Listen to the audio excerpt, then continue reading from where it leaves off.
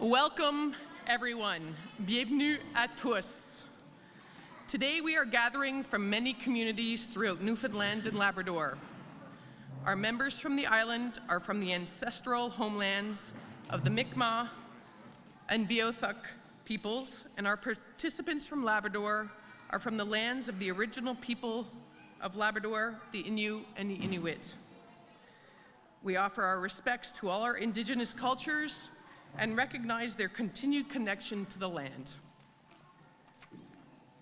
My name is Liz Kidd, and I'm the President and CEO of College of the North Atlantic. Merci d'avoir choisi notre campus, Prince Philip Drive, dans la capitale de notre belle province, pour accueillir cet événement aujourd'hui. Nous ne pourrions pas être plus fiers. Thank you all for choosing our Prince Philip Drive campus in the capital city of this beautiful province to host this event today. We could not be more honored. Nous avons de nombreux invités spéciaux et d'honneur aujourd'hui, dont le Premier ministre, le très honorable Justin Trudeau. Merci de vous joindre à nous en personne aujourd'hui et nous espérons que vous apprécierez votre séjour ici. We have many special and honored guests today, including the Prime Minister, the Right Honorable Justin Trudeau. Thank you for joining us in person today. It's been so nice to get together again, and we hope that you enjoy your time here in Newfoundland and Labrador.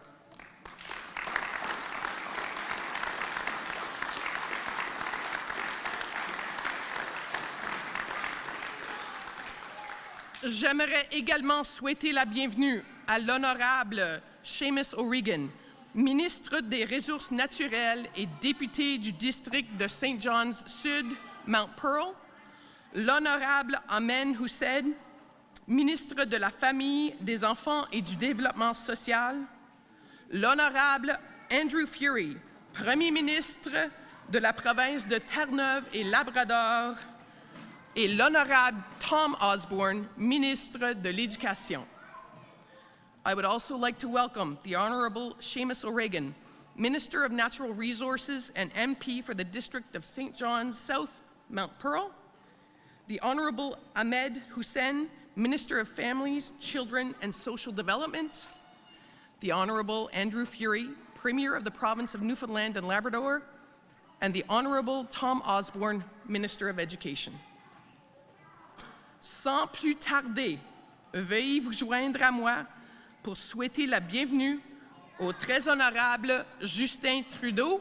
Without further ado, please join me in a warm welcome to the Right Honorable Justin Trudeau.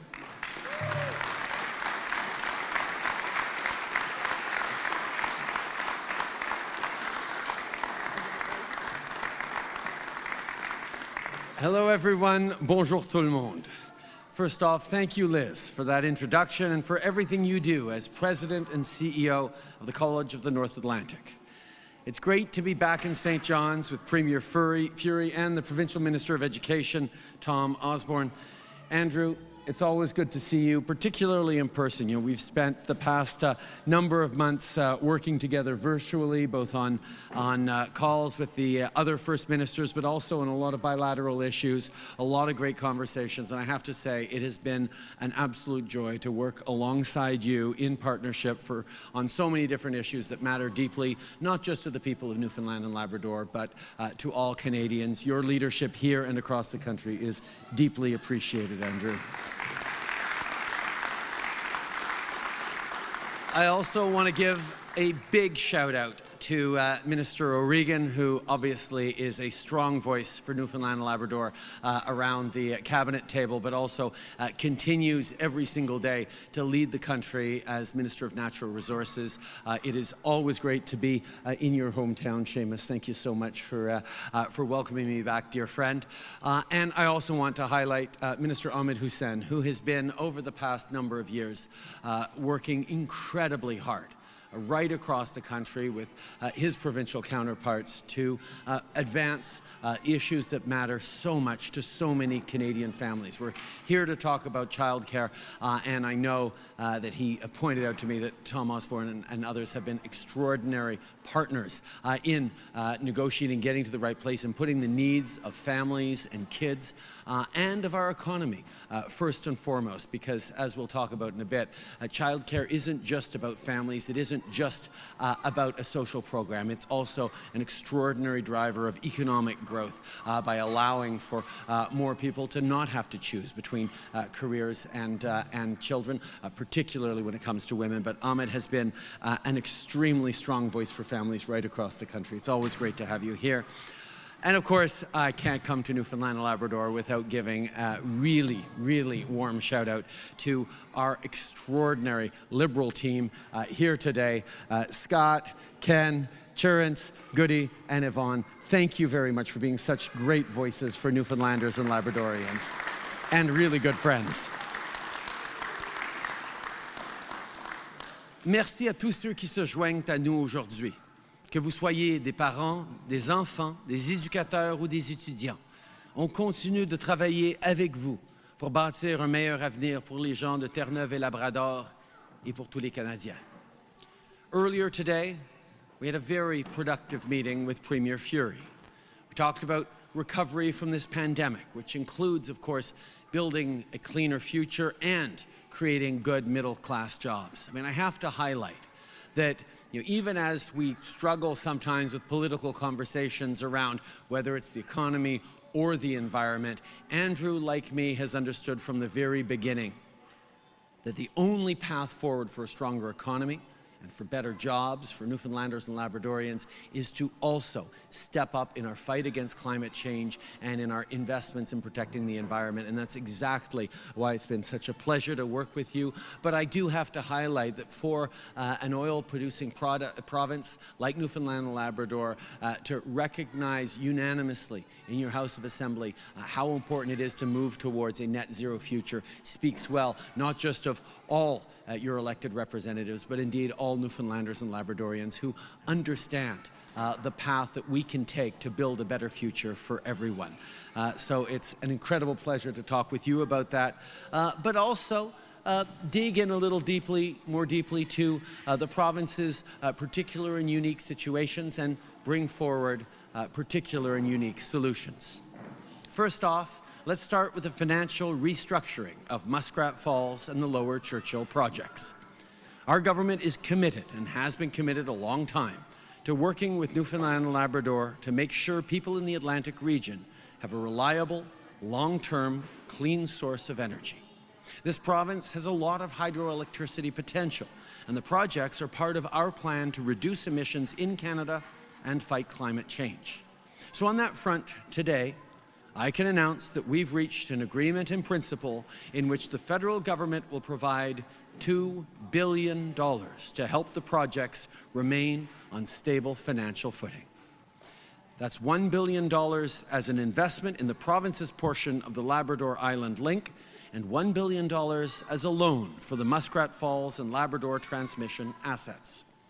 Secondly, and on a separate track, the federal government is prepared to commit to annual transfers that would be equivalent to the value of Canada's net revenue from the Hibernia offshore project, with revenue estimated to be around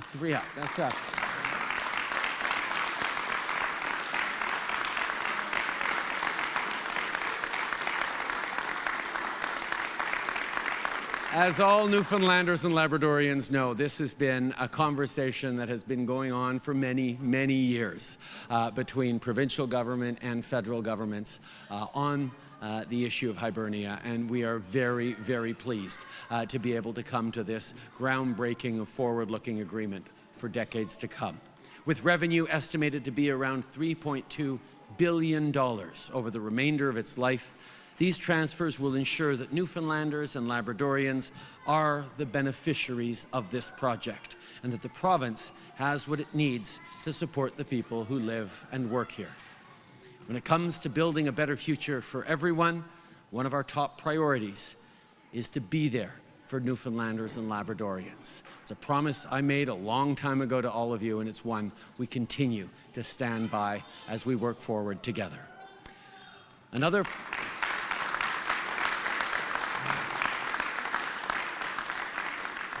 course, another promise that we made, not just in the beginning of this pandemic, but from the beginning of my time in politics, is that we would be there for families.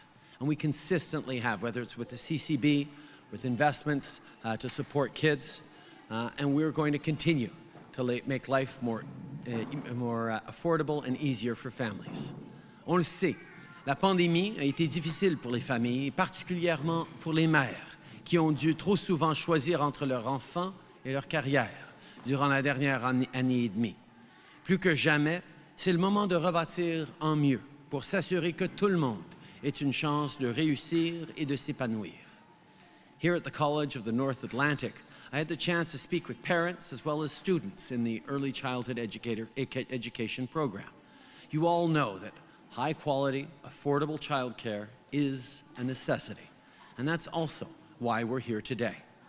In April, we laid out our plan to build the first ever Canada-wide early learning and childcare system in Budget 2021.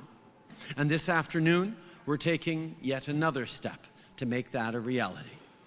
I can announce that we've reached an agreement with Newfoundland and Labrador to make childcare more accessible and more affordable for parents here in this province. If you're a family with young children, or if you're planning to have kids, here's what this agreement will mean for you. As early as 2023, the average fees for children under 6 in a regulated daycare will drop from $25 a day to $10 a day.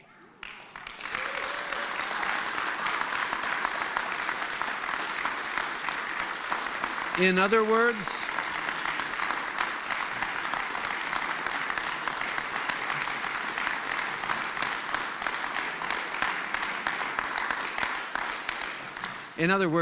you could be soon spending less than half of what you're paying now. And within 5 years, almost 6,000 new spaces will be created. As part of the agreement, a new full-day, year-round pre-kindergarten program for 4-year-olds will also start rolling out in 2023.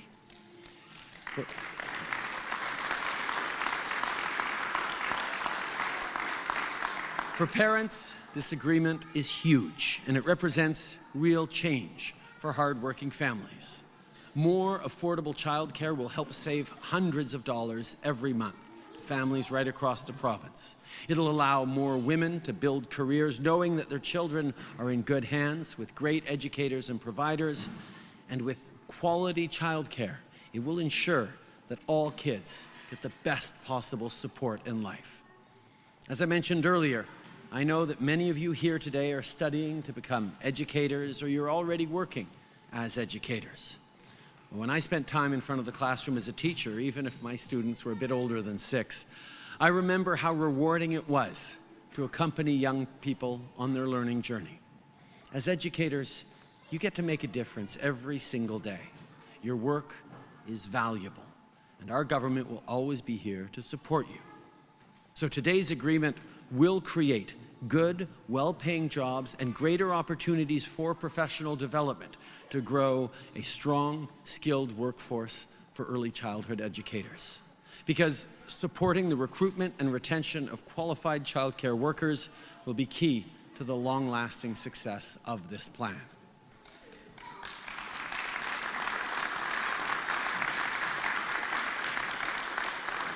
Depuis le début de cette pandémie, on a eu à relever plusieurs défis et on a vu à quel point on est capable d'arriver à des résultats concrets quand on travaille ensemble. Et c'est dans cet esprit de collaboration qu'on veut bâtir un avenir encore meilleur. Avant de terminer, je veux remercier encore une fois le Premier ministre Fury pour son leadership sur ces différents dossiers. Andrew, I've known for a long time just how committed you are personally to building a better and cleaner future for Newfoundlanders and Labradorians, and it's been a joy these past many months to work alongside you and your extraordinary team as we've gotten things done. Thank you for your collaboration, and mostly, thank you for your leadership as I continue to look forward to working with you and your team as true partners, not just for the future of Newfoundland and Labrador, but for the future of the entire country. Because together, we will build a future where everyone has a real and fair chance at success. Merci beaucoup, mes amis. Merci, Andrew.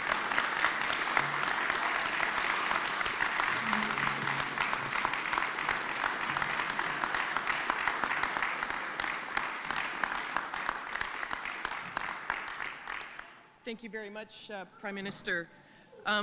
Wonderful news for the province of Newfoundland and Labrador today. And we're also going to be having a special guest join us, Ocean Wayland, who is one of our students who just graduated from our early childhood education program. And she's actually going to be able to talk about some of the challenges and some of the things that she's overcome as a student and now as she is working in the field. So this is actually wonderful news, and we'll get the perspective of a recent student. So this is great. I would like to call upon Premier Andrew Furey to say a few words.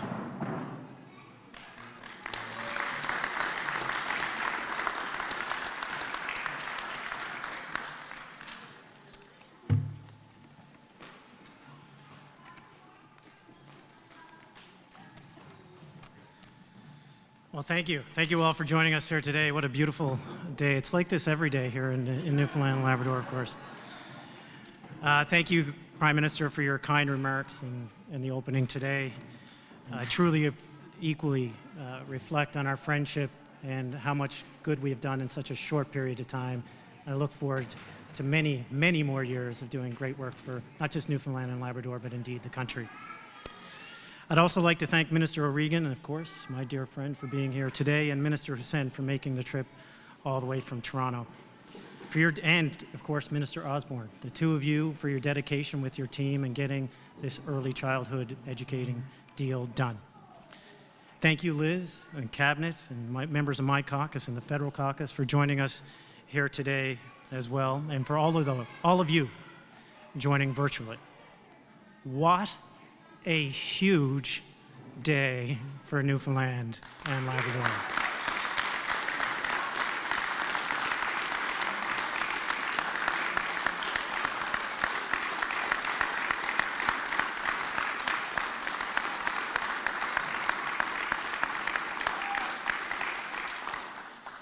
This is exactly the kind of significant work we can accomplish for the benefit of all Newfoundlanders and Labradorians, all Canadians, when we collaborate and work with our federal partners.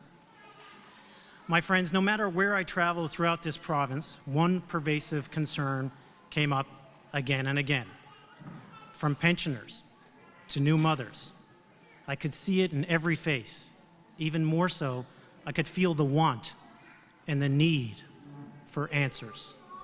Will power bills double? Today, with all due respect to the esteemed colleagues in the room, I want to speak directly to those people, to you, the people of Newfoundland and Labrador. Those Newfoundlanders and Labradorians who in town halls and in their homes asked me over and over and over again, what are we gonna do about Muskrat Falls? To those people, I'm so proud to say that today, Wednesday, July 28th, we have the best news, fantastic news. Today, the weight begins to lift, and we can all breathe a measured sigh of relief. With the support of the Prime Minister, a deal has been reached that answers rate mitigation for Muskrat Falls. That was the single top priority for me when I took office just under a year ago. We all know that when this project was announced, the rate proposed was over 15 cents per kilowatt hour. The budget was set at $6.2 billion and a time frame of 5 years. Now, we don't have to revisit history to know that that budget doubled, that timeline doubled. And what I heard throughout the province was the fear of an equal, crippling doubling of electricity rates. But today, thanks to our negotiations with our federal partners, the outlook is better. It is brighter. Our power rates will not double. They will actually be less than that was originally proposed at sanction. My friends, exhale. This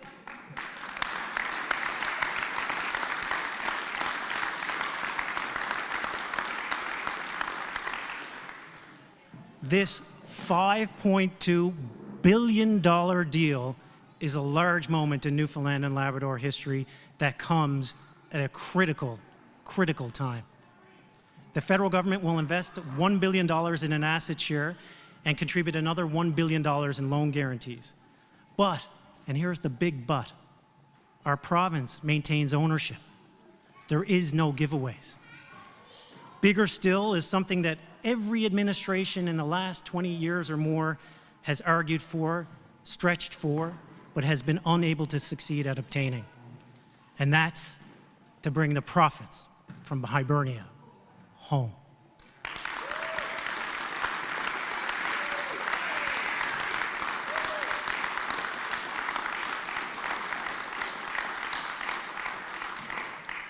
That means $3.2 billion in revenue will now belong to Newfoundland and Labrador, to each and every one of you at home.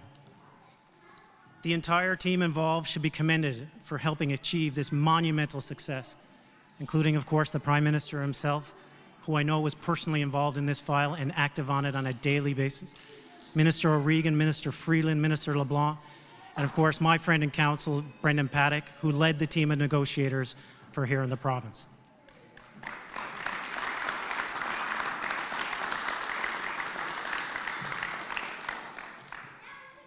This is a huge day, and the entire team should equally be commended for bringing $10 a day childcare to Newfoundland and Labrador. Affordable childcare has always been a priority for me.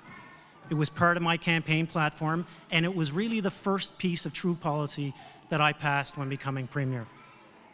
Throughout the province, I've heard story after story of families, single parents, new immigrants, guardians, all having to make tough financial decisions and sacrifices for their children, for our province's children, for our future. So taking that first step to introduce $25 a day childcare was one of the first things that I did as Premier. It meant relief was here, and family budgets could stretch a little bit further.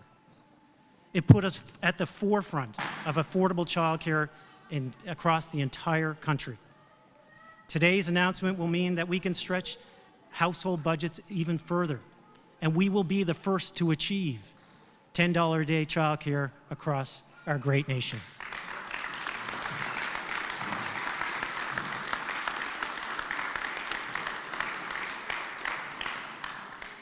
This action plan, with more than $300 million of support from Ottawa, will increase access to childcare, improve affordability, and improve equality and inclusivity of early childhood training programs.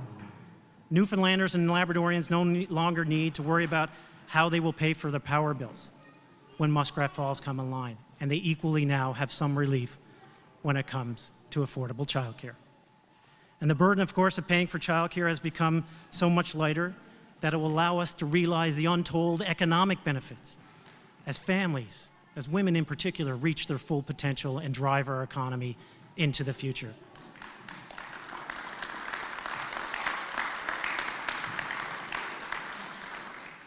So today is indeed an important day for Muskrat Falls and the future of our province in childcare. One that lets us all pause for a moment and take stock of where we are. We will not be defeated. We know there are challenges, but we will not be defeated because we are Newfoundlanders and Labradorians. The history of this place is woven deeply into our hearts. We've been down before. We've seen hard and harder times still. A mere generation ago, our communities only had each other to rely on.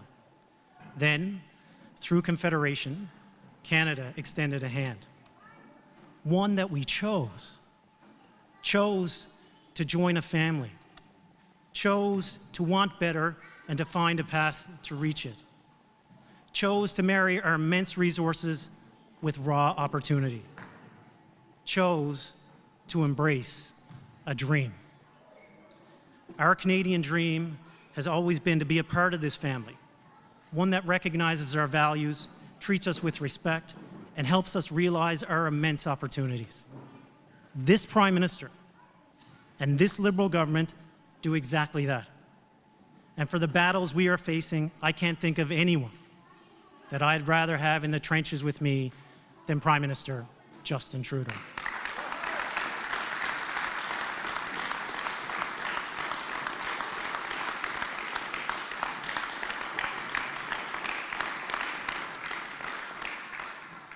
My friends, there is no question Newfoundland and Labrador still has tough waters to navigate. But our direction is true, our spirit is strong, and we will continue, always, always, forward. Thank you very much.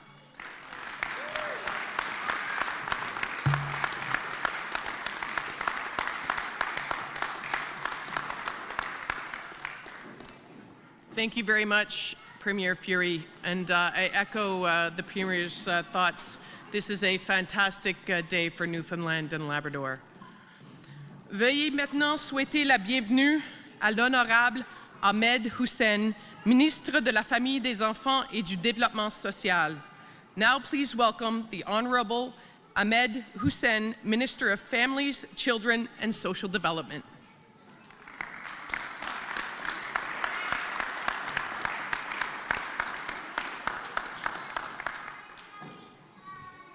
Thank you very much, and thank you, Premier Fury. Hello, everyone. Bonjour tout le monde. Prime Minister, let me start by saying it's good to see you again. It feels like just yesterday when we were delivering more help for families. And I also want to thank our amazing members of Parliament from Newfoundland and Labrador, Scott, Cherance, Ken, Goody, and of course, Yvonne Jones, as well as my good friend and colleague and Minister, Seamus O'Regan. Thank you. I know that you understand the importance of delivering affordable, inclusive, high quality, and accessible childcare for Newfoundland and Labrador families. And of course, I want to thank Premier Fury and Minister Osborne for your collaboration, your partnership, and your ambition in this space, so that we are today arriving at a historic agreement. En tant que père de 3 jeunes garçons, permettez-moi de dire ce que tous les parents pensent. Enfin, I think the most important, impressive part of this agreement is how quickly families will see the change in their bank accounts and their pocketbooks, thanks to Newfoundland and Labrador committing to reaching our $10 a day target 3 years ahead of schedule. That's not even, close to anyone else. Tout ce que nous voulons entendre.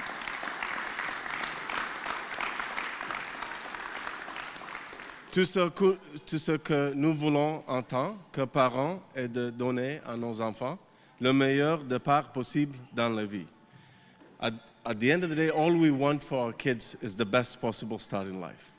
And we've been there with Newfoundland and Labrador from the beginning. Since 2017, our government has invested over $26 million in early learning and childcare as part of a bilateral agreement with Newfoundland and Labrador.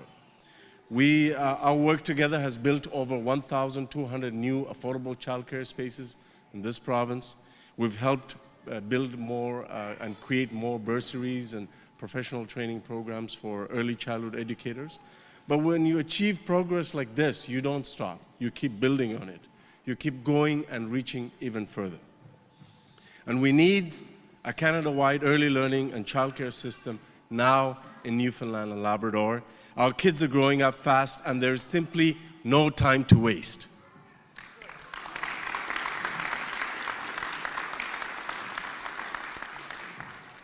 So thank you, Prime Minister. Thank you, Premier. Thank you to my colleagues and partners. Thank you to the civil servants. I want to really particularly thank Annette Gibbons, who's here today. She's flown here. She's from Newfoundland and Labrador, and she worked really hard from our department to get us here. Karen Hall and Catherine Adam. And I gotta say, today is a historic day. It is not only a good day for families in Newfoundland and Labrador, but it is a good day for all families in Canada. And on that note, I'd like to now turn it over to a great colleague who has spoken to me on the phone so many times that he would care to speak to me, but I'm just joking. Minister Osborne, it's been a pleasure to get to know you. It has been a pleasure to work with you to deliver on this. You have worked tirelessly with us to get this across the finish line, and I could not have asked for a better partner. Merci beaucoup. Thank you so much. Welcome.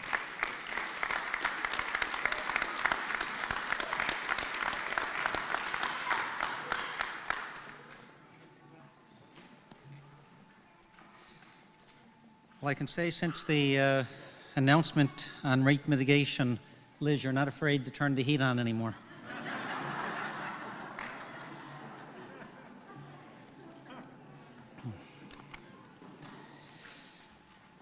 Well, thank you, Minister Husan, for the kind introduction. Prime Minister, your dedication to both announcements today, thank you and welcome back to our beautiful province. Premier, when the Premier first announced that he asked me to be his Minister of Education, this is one of the files he said is absolutely important to him, and he was absolutely dedicated to this throughout the whole process. Premier, it's an honor to be able to work with you on this file. Minister O'Regan, thank you for joining us and for your dedication as well. We have Ocean here who's going to speak, I think, after me. And for anybody who doesn't know, she won a scholarship in her field. I'm not sure if she's going to tell you a little bit about that, but for any early childhood operations who are looking for somebody, snatch her up before somebody else does. Today, we are making significant sector-wide changes in the early learning and childcare that will provide children with a quality early learning experience and allow them to smoothly transition into the K-12 system. Affordable childcare has been a priority of Premier Furey and our government. This agreement with the federal government will see $347 million invested in childcare in our province between 2021 and 2026. And I believe, Prime Minister, my understanding is you're bringing in legislation to ensure that that continues. So thank you for that. Between now and then, we will create over 5,800 new childcare spaces throughout the province.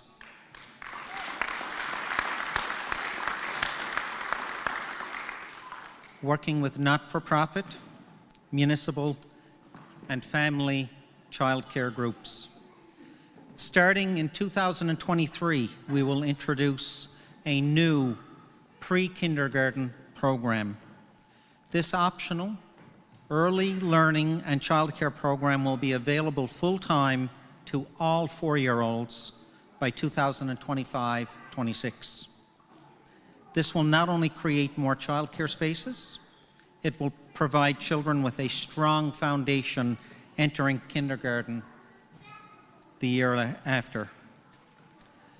From the $25 a day childcare that we announced, the initiative of Premier Furey this past January, we will use this federal investment to bring the cost of regulated childcare to $15 a day starting January 1st, 2022, and to $10 a day in 2023.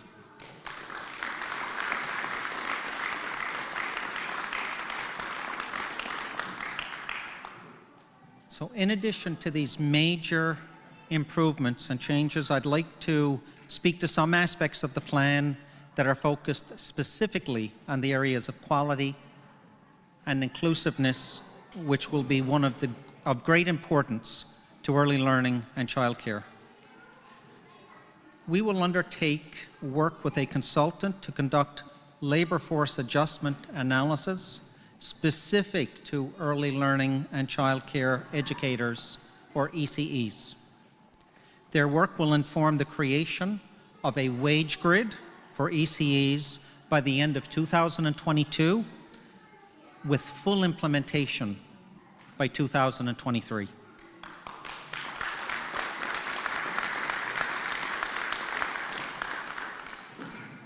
So this, along with the expanded career options associated with pre-kindergarten, including the requirement for additional professional development and upskilling, and the reflected wages that come with pre-kindergarten, will be key components to attracting new ECEs.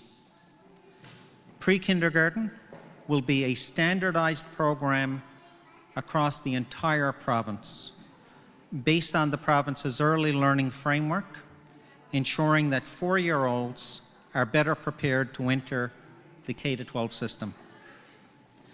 We will also be creating an early learning and childcare advisory committee featuring a wide range of practitioners and experts in the field, which will advise on a wide range of sector issues. So today we are joined by Skye Crawford-Taylor from the Association of Early Childhood Educators, Newfoundland and Labrador, and Joanne Morris from the Early Childhood Educators Human Resource Council. I envision both of these groups will be participating in that committee. As we've been negotiating this agreement and plan with the federal government, we've also been putting the pieces in place to meet the commitments of this ambitious plan. The Premier alluded to the fact that CNA will be an important partner in the delivery of this plan, and I would like to echo that thanks to Liz Kidd, as well as her team that are here today. So in addition to our partners with the College of the North Atlantic, we are also joined by Craig Tucker, President of Kean College, and Lisa Lovelady, Vice President Academic and Chief Operating Officer with Academy Canada. We have many discussions with our post-secondary already, and the wheels are in motion. We will work with our post-secondary partners to enhance and expand program offerings and to identify potential new forms of program delivery. All of this will be done with a focus on increasing the number of fully qualified ECEs certified and working in regulated early learning and childcare settings. As part of our agreement with the federal government, we are committing to increase the percentage of qualified ECEs by 15% by the end of 2023 and 60% by the end of 2025.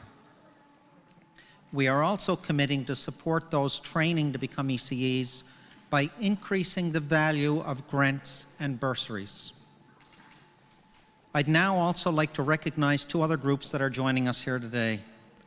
Valerie Collins is the Coordinator of Family and Childcare Connections, and Jason Brown and Olga Sullivan, who are CEO and General Manager, respectively, of the Provincial YMCA.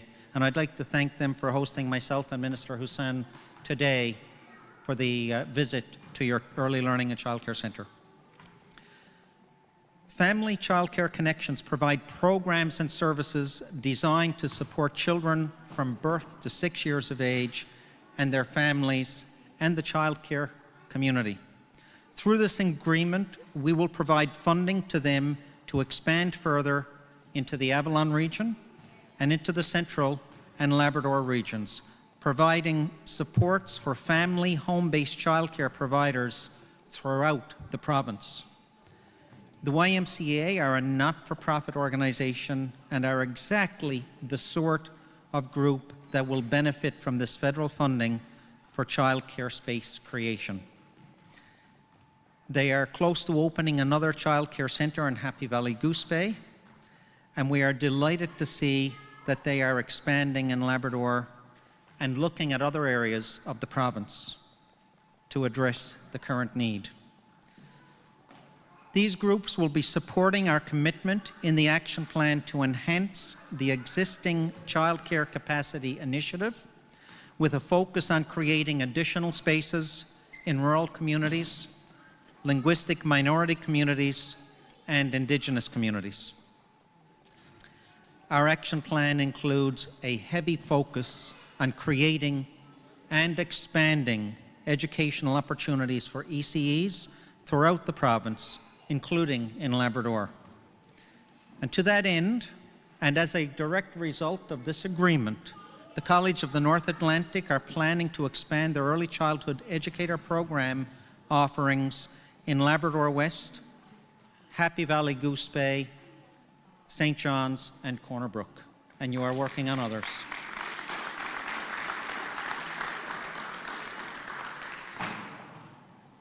So the Happy Valley Goose Bay, Labrador West, the St. John's, and Corner Brook will be by November of this year. This, along with the greater focus on attraction and retention of ECE workers, including the wage grid and other initiatives to make this a more attractive career choice, should help new and existing operators in Labrador with the current challenges they face. This is an issue for every province and territory across Canada. Both the federal and provincial governments recognize this as a national issue, and we've made this a major focus of this agreement. The guests that I've acknowledged today are crucial partners to the future of the sector in this province. We will support them and future partners through this federal funding. These are just a few of the initial examples of the efforts we will undertake to make this plan successful. Our goals are ambitious, we recognize that. But I also know they are achievable. We recognize that in the early stages of this rollout, demand will outpace the number of available spaces and the staff required to make the plan work. And that is why we've already begun working with our partners that I've identified, so that by 2025-26, we will have bridged the current gaps in the system. In closing, I want to announce today that we have opened online public consultations on the Child Care Act and the future of the sector, including how we will implement our action plan. Details on participation will be available in the news release that we are issuing today. I want to once again thank the Prime Minister, our Premier, and Minister Hussen. And I will say, Prime Minister, that we have developed a solid working relationship. He has been dedicated and professional. I like your minister. So I want to thank all of them for this collective drive to make this plan a reality. I also want to recognize Annette Gibbons, the many phone calls that we've had in your dedication, my Deputy Minister, Greg O'Leary, Mary Goss-Krause, and Candice Williams with the province. We are enthusiastic partners with the federal government in supporting families and children in Newfoundland and Labrador. The course we are charting today will transform early learning and childcare in this province. It will increase access to affordability as we work towards $10 a day early learning and childcare. It will increase spaces. It will increase initiatives to attract and retain ECEs. And it will introduce a standardized, quality pre-kindergarten program throughout Newfoundland and Labrador. Thank you.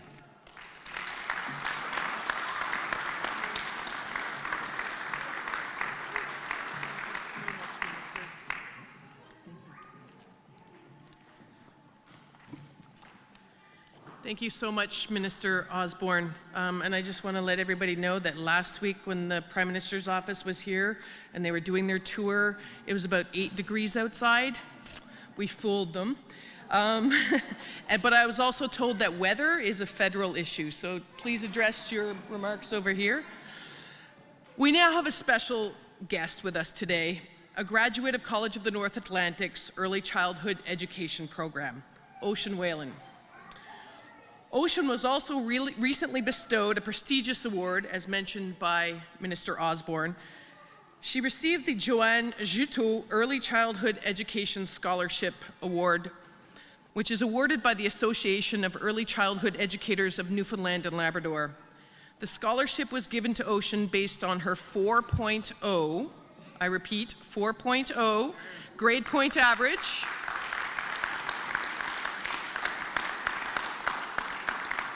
her volunteer work, leadership skills, and community involvement. And this award was named in honor of a provincial government employee whose life was dedicated to early learning and childcare. Please join me in welcoming Ocean.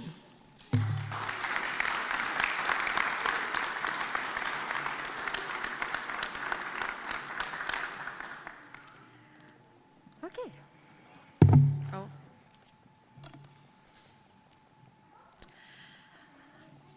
Thank you, Ms. Kidd. I can't begin to describe what an honor it is to be here today. Looking around this college where I grew as an early childhood educator, I am happy to see many people who share the same passion as I do about educating children. I know that in our province and all of Canada, so many children's lives are touched by educators like me during the most critical points of their development. I truly believe that it is a blessing to be a part of such a special stage of their lives, even if it is for just a short time. Our curriculum, guidance strategies, experiences, and our nurturing and responsiveness can have an impact that lasts a lifetime. And to me, that's just magical. I want to share a little about my personal journey, how I got here with you today. Let me start by saying I live by the quote, "Be who you needed when you were younger." I had a difficult childhood and youth, and I know the impact that one passionate and dedicated person can have on your life. I grew up poor and endured many difficult circumstances. I had to learn to take care of myself and learn things the hard way in life because I never had the basic foundation of skills that people usually get in their early childhood. I moved out on my own at age 15, worked full-time, often overtime, to provide for myself with no support from anyone else, all to try and break the cycle. In the only way I knew could, which was through hard work. And yes, it was exhausting, but I did it. And it was only when I met my husband, Ahmed, who is here today, that I developed a healthy support system and I was able to pursue my dreams and move on with my life.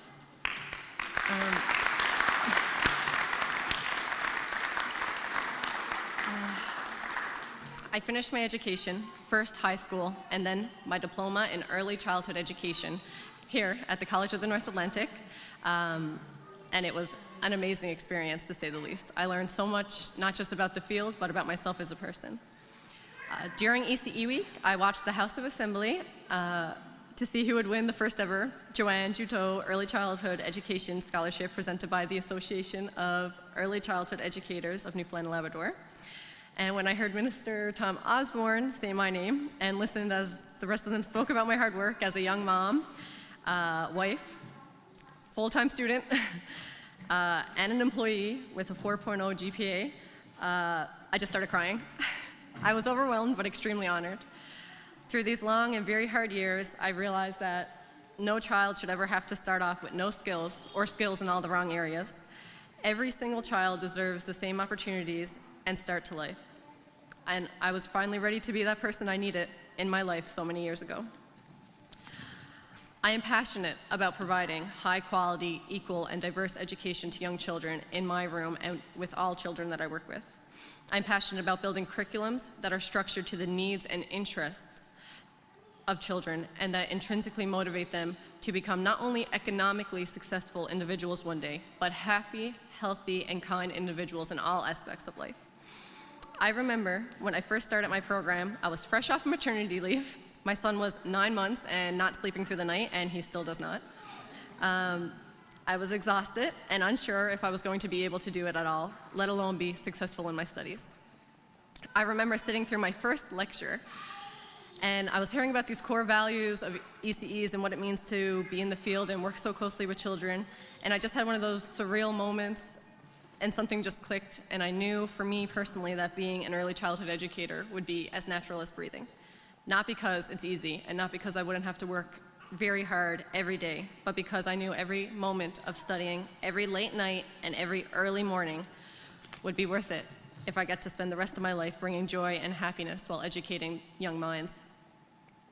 In this profession, my goal is not just to be a part of the early childhood field, but to help shape it. and be an advocate for all children, especially underprivileged children, children who are new to Canada, or are children of new Canadians, as well as children with diverse needs and challenges. I hope to be good enough at what I do to inspire other passionate individuals to complete their education and work in our beautiful field with these beautiful young children. Every single child deserves the best start at life. We need to believe in their capabilities instead of their vulnerabilities. And no barriers, financial or cultural, should be in the way of giving all children equal access to childcare programs. Thank you to everyone that is here today, the federal and provincial governments and Prime Minister Trudeau and Premier Fury for supporting our children today, and ECs. Today's announcement is so important to the very core of today's children who will be tomorrow's adults. Together, we can create an environment that encourages children to accept others, to keep discovering, and where we can continue to inspire them and through play. I will finish how I started this talk today on a personal note. My son is my greatest inspiration, my greatest blessing. My husband is our rock, and he has been the greatest support through these wild years. But without access to childcare, I wouldn't have been able to become an early childhood educator, a career that has since made me whole. Because of this, I know that no mother should have to choose between her dreams and her family. I am deeply honored and blessed to be here today, speaking about this beautiful path of life and seeing those who will be impacted by today's exciting news. Thank you.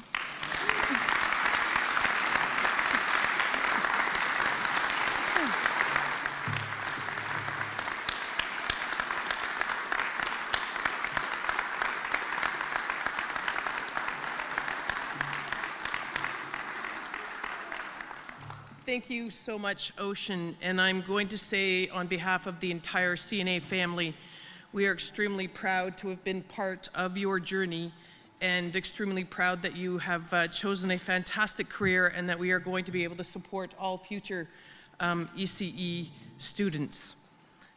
Ceci conclut notre programme officiel. This concludes our formal program.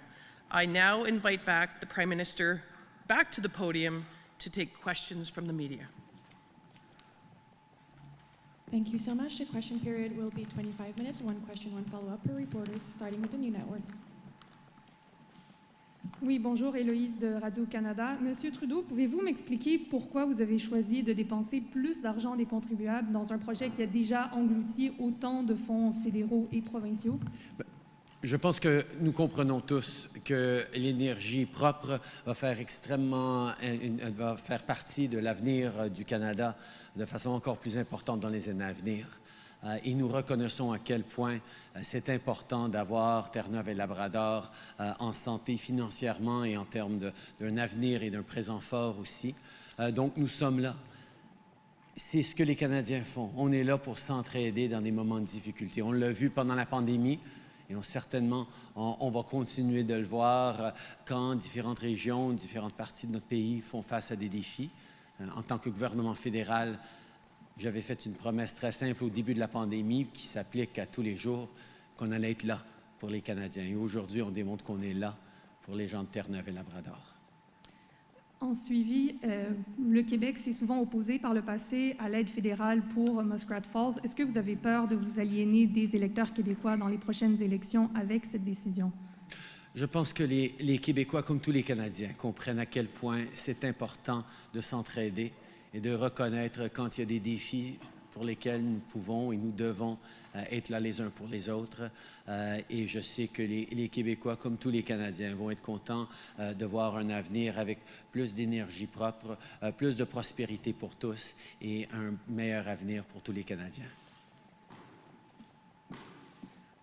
Prime Minister, there are other troubled hydro projects in the country, BC and Manitoba, for example. Why should Canada contribute billions of dollars to what is a provincial project? The mistakes that were made were provincial ones. We recognize that there were significant mistakes made many years past, but also we recognize that it is important that Canadians be there for one another. That's certainly something we've seen throughout this pandemic. Canadians having each other's backs. It's a promise that this government made, not just to the people of Newfoundland and Labrador, but indeed to all Canadians.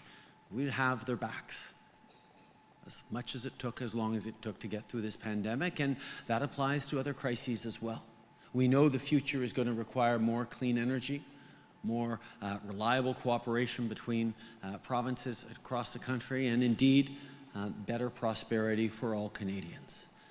And the pressures and the challenges faced by Newfoundlanders and Labradorians for mistakes made in the past is something that Canadians all needed to step up on, and that's exactly what we did. Canadians are happy to be there for Newfoundlanders and Labradorians, as we will continue to be there for people right across the country. And a follow-up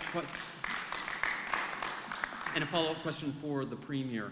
Your predecessor 2 years ago, Dwight Ball, promised that with rate mitigation, rates would be stuck at 13.5 cents a kilowatt hour. Now the number is 14.7. Why weren't you able to stick to that number that was promised by Mr. Ball? Sure, I think if you look closely into his comments, it was 13.5 until the end of 2021. I've always been on the record as saying 13.5 until commission. We know commission was coming. We know commission was coming in November, and subsequently that increased the urgency and the acuity of the issue that we were facing. And thank God that the federal government was there to step up and let us recognize the problem and help us navigate the solution. So I always committed to 13.5 to 13.5 until commission, and I believe that's what the intent of. I can't speak for former Premier Ball, but I believe that was the intent. Certainly, if you look at the numbers that were articulated during the time of sanction, and you look through the LeBlanc report, of course they were talking about rates that were well over 15 back when this project was first announced. That assumes, by the way, that the budget would be 6.2. It's not. It's 13 point plus. That it also assumed it was going to be 5 years. It's not. It's now 2021. We still haven't gone to commission. So they were recognizing that the cost of this project was well beyond 13.5, even at the time that this project was at its inception and then subsequently sanctioned. So I was never committed to 13.5, and of course we all know, we all live and breathe, prices of things do go up. Our hope would be that as we turn to electricity as a renewable source of energy, that will provide a market, a shift in the market that will allow the price to stay more competitive than ever before. So what I mean by that is more people turn to electricity to drive their vehicles. It will obviously drive the rate in the right direction. When we're really hopeful that that is the place that this province can achieve in the future.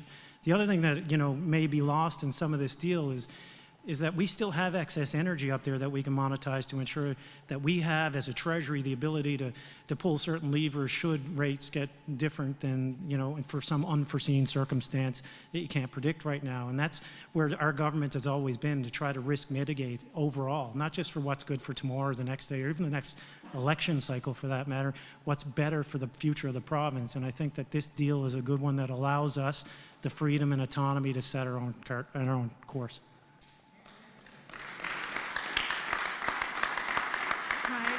Ashley Fitzpatrick, I'm with Atlantic Business Magazine for the Prime Minister. I'm actually wondering, it's come up in discussions around Canada Infrastructure Bank funding, but I'm wondering in relation to what's been announced today, what you would say to anyone expressing a concern that Eastern Canadian Power, Labrador Power could be slapped with the label of subsidized power and challenged in terms of trade into the United States? Canada has negotiated a large number of trade deals over the past 5 years, from NAFTA to CETA to the CPTPP. We've demonstrated an ability to both stand up for our workers, whether it was standing up for steel and aluminum workers against the Trump tariffs that were unfairly put on us, whether it's standing up for our agricultural producers around the world, whether it's just being there to ensure that we're sticking up for Canadian industry and Canadian competitiveness right around the world, even as we became the only G7 country to have a free trade deal with every other G7 country. We are a government that understands the importance of trade, the importance of free and robust fair trade, but as well, we'll never make any apologies for standing up for Canadians, because that's our job. Just in a quick follow-up to that, then, would you consider it subsidized power at this point, power in Labrador? I think we continue to work as partners, whether it's paid for by the province, whether it's paid for by the federal government in part. Taxpayers contribute, the same taxpayers all across the country. We build projects so that we can ensure that we are creating a better future with good jobs and affordable energy for everyone. Kellyanne Roberts, NTV News. Prime Minister, many feel that this is now an election move, that this was needed 3 years ago for the province, and that if this deal isn't signed by October, then the PUB has to go with existing contracts. What do you say to people that says this should have happened 3 years ago?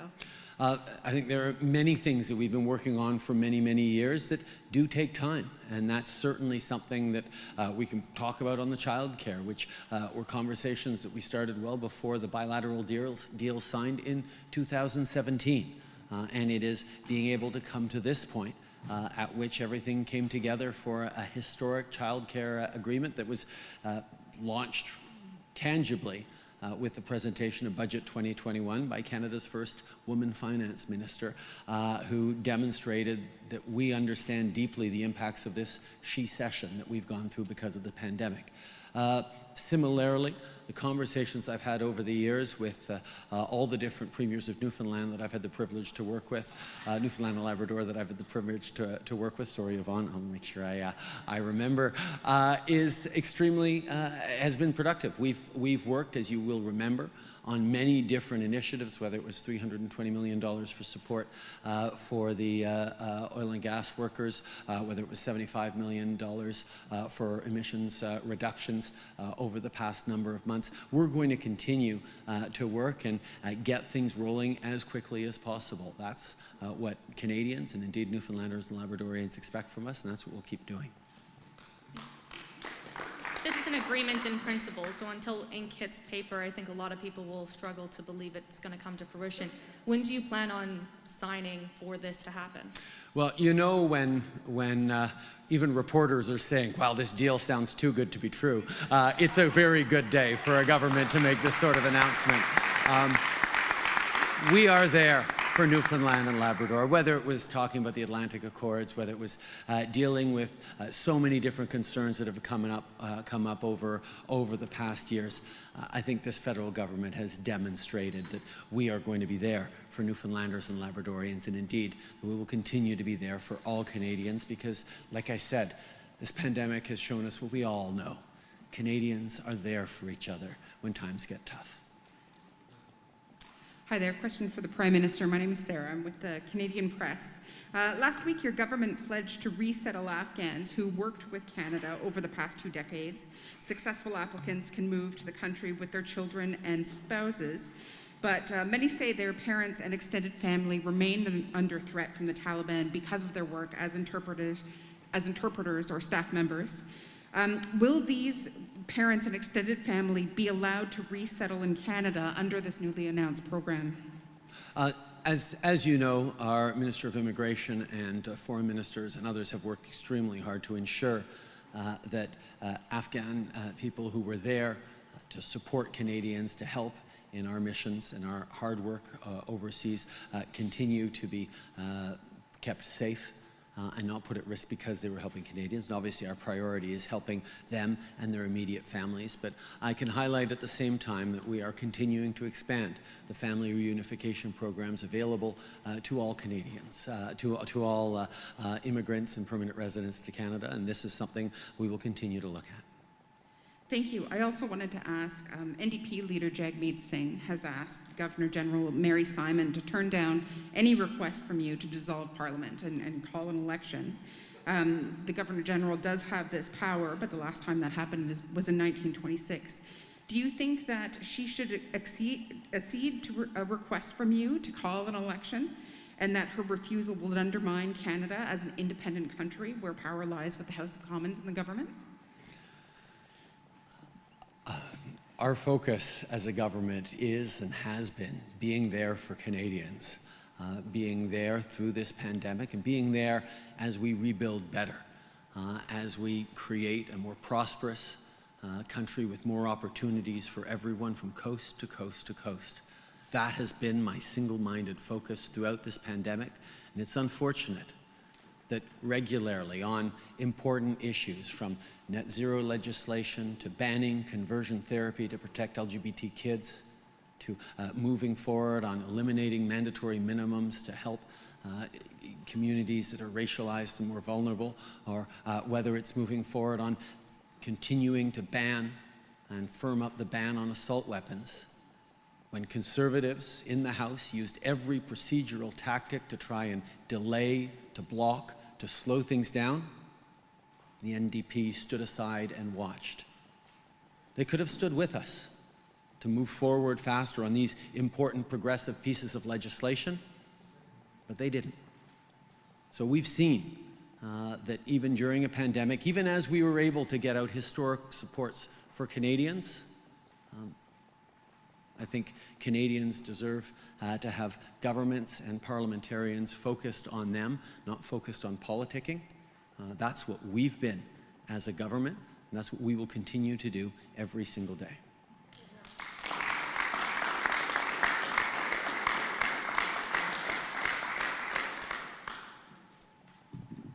Afternoon, Alex Bill from All Newfoundland, Labrador. Was the net profit interest from Hibernia a topic of communication between your government and either the Fury or Ball governments prior to these negotiations over Muskrat Falls, or did it arise after these negotiations began?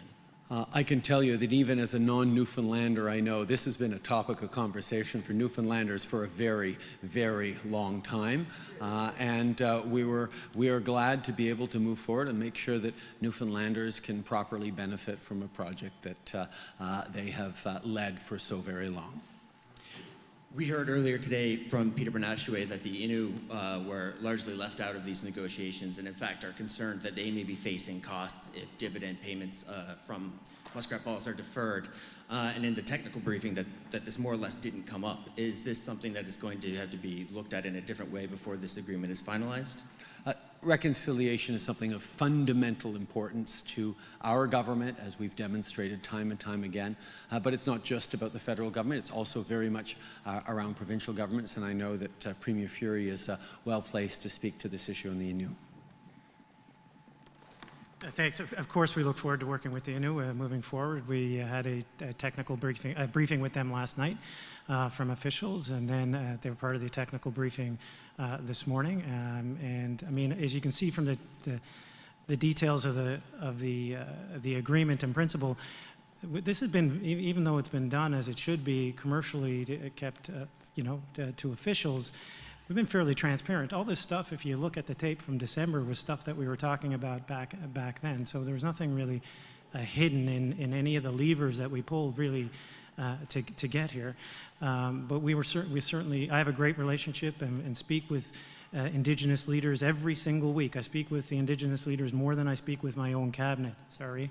But I'm sure that this will be as they are briefed and as we all understand the deal better, I'm sure they will be more happy as the details become more available to them. Thank you. Question for the Prime Minister. It's Brian Callahan from VOCM News. Prime Minister, much has been made of the so-called Atlantic Loop. Some people still aren't quite sure what that entails, as well as the region being the so-called green battery for, the region, rightly so with Muskrat, so-called clean energy. I'm just wondering what, if any, other concerns from those other players, whether it's the provinces, the Atlantic provinces, or Quebec, or Hydro-Quebec, were there any consultations there to give them a heads of what's going on? Was there support, or possibly was there any negative reaction to this deal? I can say over the past number of months and indeed years, when we've been working on a very strong Atlantic growth strategy, the idea of clean electricity is of utmost importance, particularly to those provinces, Nova Scotia and New Brunswick among them, that are still relying on less clean sources of electricity. The obvious ability to tie together Atlantic provinces and Quebec in access to clean hydropower that is going to be an important part of our future is a goal that we all share. Yes, there's always going to be conversations and ways to work things through, but I can highlight that the strong working relationship both within the Atlantic region as premiers and with the federal government has always led us to being able to work together well, and we will continue to do just that. And we haven't touched any of those assets, right? Yeah. Follow up for the Premier, if that's no offense. There you go.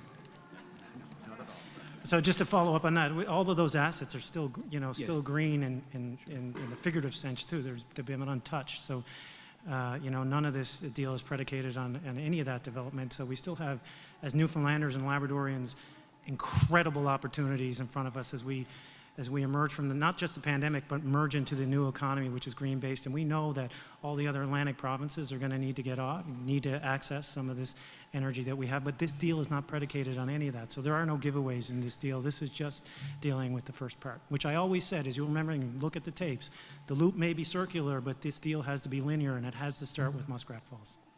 If I could shift gears just back to, we saw earlier the photo up with the children here, and I'm just wondering, you made immigration, of course, a pillar of one of your, I think might have been the top 3. It is. As there's very little diversity reflected today with the children here. Now, I bring this up, I've already had a few tweets, such as reaction, just wondering, some people don't feel it's reflective of the new immigrant community that's been blossoming in this province. Well, I can tell you that the children that were there were beautiful and all very happy to see us all. I think what's more important is look at where we want to go as a society, and as a government, I've been firmly committed to immigration. I would say it's, if not top 3, it's within the top 3, if not the top 1 of our policy moving forward.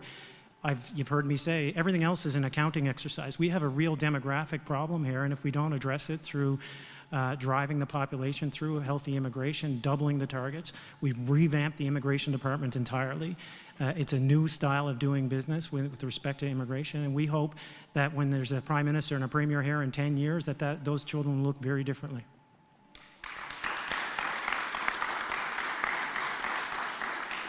Thank you. Merci beaucoup. C'est ce qui m'a fait la conférence de presse aujourd'hui. This is what ends today's presser. Thank you. Merci.